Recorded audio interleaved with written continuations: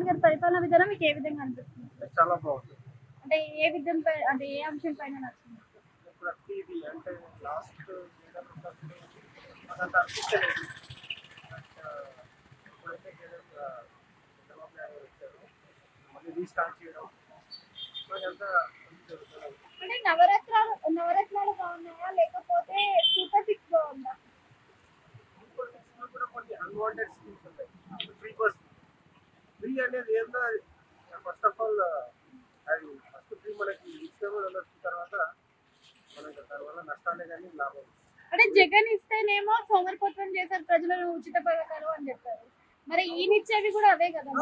మరి ఇప్పుడు కాదు. ఫ్రీ ఏదైనా సరే, ఈయన ఇచ్చినా సరే ఆయన ఇచ్చినా సరే ఏదైనా సరే వరస్ట్ స్కీమే ఖచ్చితంగా.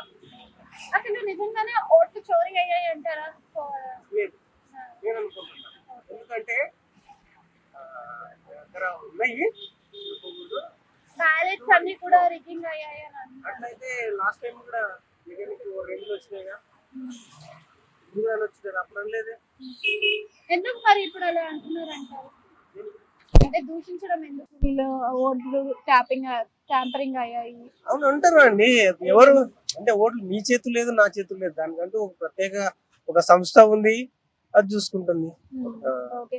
అంటే నిన్న మనకి ఆగస్ట్ 15 సందర్భంగా బస్ ని కూడా రిలీజ్ చేశారు. ఇది కంటిన్యూ అవుతుంది అంటారా? మరి కంటిన్యూ చేస్తారు కానీ దానివల్ల మన యూజ్ అనుకుంటున్నా కానీ దానివల్ల నష్టాలే. అసలు చదువుకున్న వాళ్ళు నాలాంటి వాళ్ళకి దాని ఎగనిస్టే అన్వాంటెడ్ చూస్తున్నాం కదా. ఇప్పుడు టిఎస్ లో చేశారు, వాట్ ఈస్ ద యూస్? ఎవరికి నష్టం? గవర్నమెంట్ కే నష్టం. అది ఎవరు పుడ్చాలి? ప్రజలు. సీఎం పుడుస్తాడా? పైసలు ఎవరిస్తారు? ప్రజలు ఇవ్వాలి. ప్రజలు కట్టే పన్నులతోనే మళ్ళీ భర్తీ చేయాలి. ఇంకా ఫ్రీ ఫ్రీ ఫ్రీ ఫ్రీ అనగా పెద్ద ఇది నష్టం అని చెప్పేసి అది తెలియదు చాలా మందికి. అవేర్నెస్ చదువుకున్న వాళ్ళకి అయితేనే కదా అవేర్నెస్ ఉండేది.